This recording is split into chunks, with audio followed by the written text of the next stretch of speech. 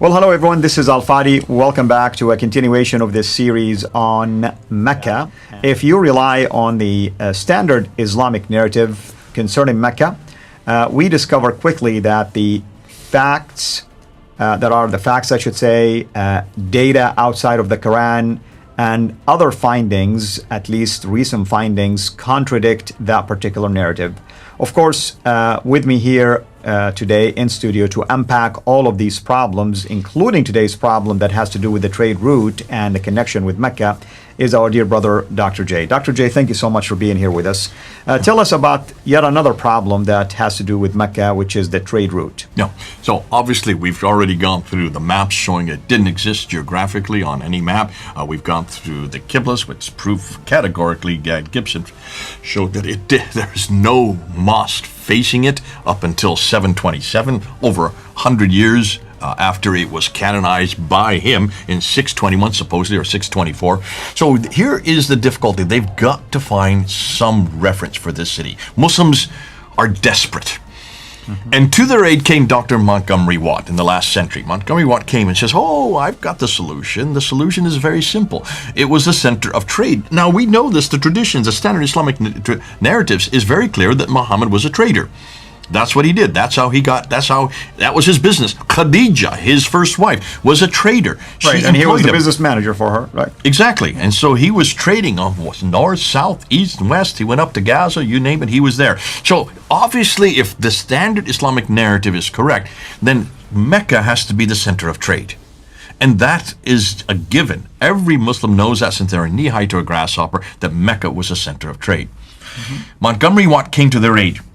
And let me just go through and we'll put up right here. Let's look at a picture and let's look at the map. So this is how the trade route theory goes. Now, according to all the Muslims, according to the Westerners, everything that we have been taught, all the trade was coming here from China and India, and it needed to get over there. It needed to get over to the Mediterranean because that was where the civilized world was. How do they get from here to there? Well, they couldn't go this direction because, look, you have all the mountains here. You have the Hindu Kush here, and you have the Himalayas. This is where I grew up. I grew up right there.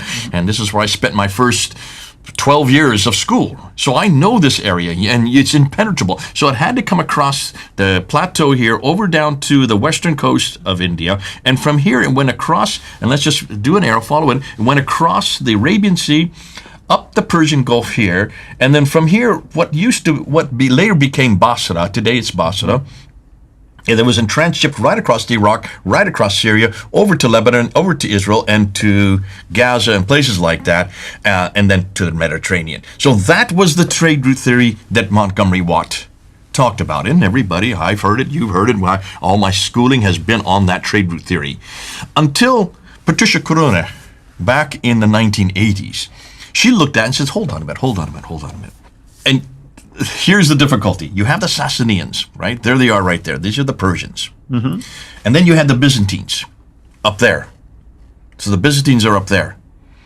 They shut it down. So the Byzantines, because they were going to war. When you go to war, that becomes very dangerous. Now, because it's so dangerous, they had to shut it down. So we put an X there, and we shut down that trade route now. There's no more long trade there because no trade could go up through the Persian Gulf. It had to be redirected. So what Montgomery Watt had said was this. This is what Montgomery Watt. Okay, so that got shut down because of the wars that were going on from the 5th and the 6th century up until the 7th century. For 200 years, back and forth, Byzantine, Sassanians, you come this direction, and so we're going to put it here. And this is what he went. He came down from to the Arabian Sea over to Aden, and redirecting it this way from Aden, it went 12 and 50 miles up to Gaza in the north. So he solved the problem. And of course, all the Muslims were wiping their brows because our good old friend Montgomery Watt now proved that Mecca, which is right here, had to be at the center of the trade because they were the control of the trade both north and south. And of course, as the Muslim standard Islamic narrative says, not only did they control the trade north and south, they also controlled it east and west. Patricia Crone looked at that and she saw a problem. Now, I don't know, can you see a problem with that? Well, I see a simple problem. Look where Mecca is positioned. Well, we have mountains. You have the plateau, you're right. Yeah. And she noticed that. She says, hold on a minute. Now let's look, and this is what she said. All right, let's take away that 1,250 miles by land. And let's look and see what that is. If you look at it carefully, there's a plateau there. You see the Western Plateau?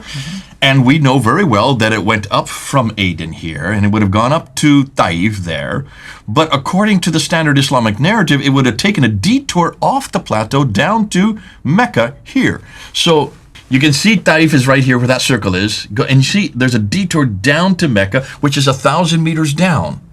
She said, why would they go 1,000 meters down, and then from there, it would come back up to Yathrib. So that's Yathrib there, where that circle is, right? And then from Yathrib up to Gaza in the north. Can you see a detour there? It's pretty obvious. Exactly. It's almost like you're forcing the narrative to have Mecca included if you want to follow something like this.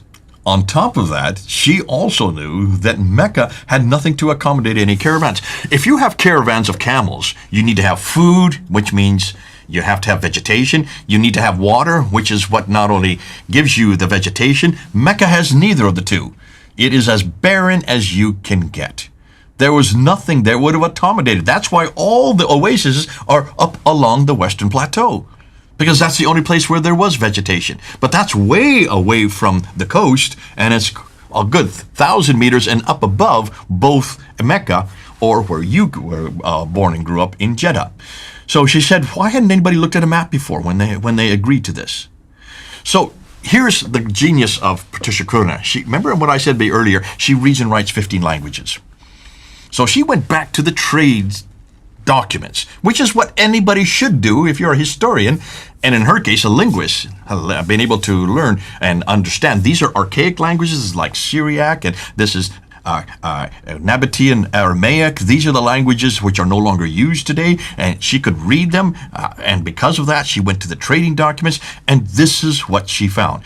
Because now let's get back to what you noticed. What did you notice wrong about this trade route that you didn't like? As I mentioned, if you use the sea all the way, why would you stop just right here? You can drop off some, loads in Aden and just keep on going and start stopping at the different locations. That's right. You keep on board ship. Listen, she found out that if you take a ton of goods just 50 miles by land, it would cost the same amount as 1,250 miles by sea. Even today, do we not use the sea whenever we take huge amounts of good? In fact, you know what just happened a few weeks ago right up there in the Suez Canal, where one of those ships blocked it, went sideways, and how that just caused enormous amount of repercussions all across the whole world, especially for Europe, because if you block the Suez Canal for a week or 2 weeks or say a month, you're going to destroy the shipping, because all the ships, even today in the modern world, the vast majority of our goods go by ship. It is so cheap. Right. Secondly, you don't have to worry about brigands. You don't have to worry about feeding camels. You don't have to worry about watering. All you need is wind, which blows the sails. So the Red Sea would have made absolute sense. So she went back to the trading documents over here in the west coast of India, and she went back and found out that all the trade went this way. Let's go back and see what she found. And it's fascinating because my 10-year-old son actually understood this. So she said it went this way across the Arabian Sea. That's why I'm making it with green arrows. It went around. Some of them you could stop at Aden to get supplies. Of course. No one suggests you don't stop at Aden. Right. But you didn't stop there and take everything off board there. You would stay on board ship, and what they did is they went to Agilis. See Agilis there? Yeah. That's where they went to. And then from Agilis, they went across up the Red Sea all the way up to Petra. And then from Petra, they went to Gaza. So can you see this then? And from there, they went all over the Mediterranean. Which is at the corner of the Mediterranean. It makes sense. That makes sense. And she just completely debunked the trade route theory back in 1987 with a book she wrote called Meccan Trade and the Rise of Islam.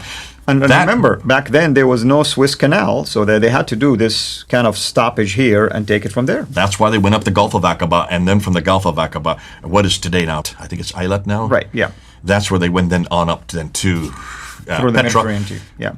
Petra's going to come very important. We've already talked about Petra because Petra was not only where all the mosques were facing, it was a center of trade at that time. It was Petra that dominated the trade. And the reason why is because of the Red Sea. Right. Now, that debunked it there in what you would call back in the 1987. But hold on a minute. She said that it went up the Red Sea, right? She said that all the trade went from the Red Sea in 1987. we've just learned something new. And I'm going to introduce that in the next episode. Because the next episode, I'm going to confront even Patricia Crone now with something we have just discovered this year in 2021. But I'm going to let you hold off on that because I'm going to now confront your city, Jeddah. Because in order to go up the Red Sea, you have to have ports along the Arabian coast, right?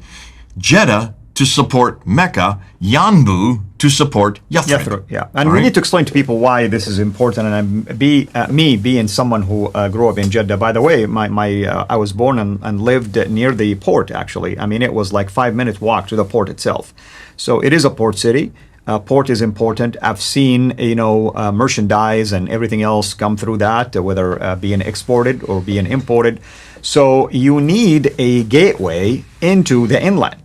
So how can you get the inland without having a port city? That's what Eden would do for Yemen. That's what Jeddah would do, for instance, for, the inland from the Hijaz area, and the same thing for the Yanbu. You'll find the same thing over there on the Arabian Gulf or the Persian Gulf. So port cities are intended to be the gateway for entrance of goods. So because everything goes by sea. Right.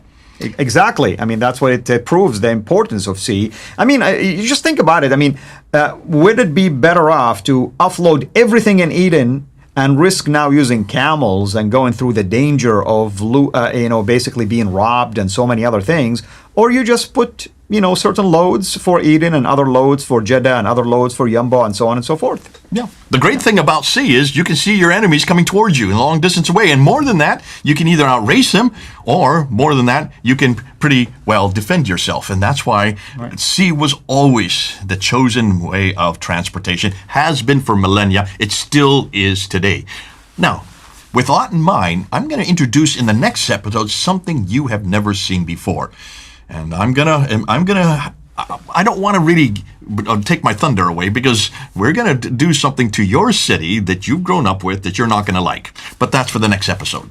Well, folks, until we meet next time to explore this new information, and I'm being now serious, definitely this is something new that we will be addressing for the first time. I think it's exciting to know that there are a lot of data out there, and this is what I meant by the standard Islamic narrative versus data that is out there that we have to faithfully actually explore and find out why is Mecca missing, for instance, for the longest time, if it was indeed the center, or at least a prominent commerce center. I mean, wisdom says that if it was that prominent, then somebody would have mentioned it early on, earlier than even the 7th century. It could have been mentioned in the 6th century at least. Even if it was mentioned in the 7th century, we know there is something to refer to Mecca, but that's not what we're finding so far. So we will continue to dig, no pun intended, in order for us to unearth more facts and more data to whether support the standard Islamic narrative or contradict it. And so far, I have to say this, the contradictory side is scoring all the points when it comes to the standard Islamic narrative. With that in mind, we will see you next time to talk now about Jeddah and other port cities along the Red Sea and how that connects to the narrative of Mecca being so prominent in terms of the trade route. Thank you, brother, as always. Thank you, everyone. This is Al Fadi. God bless you.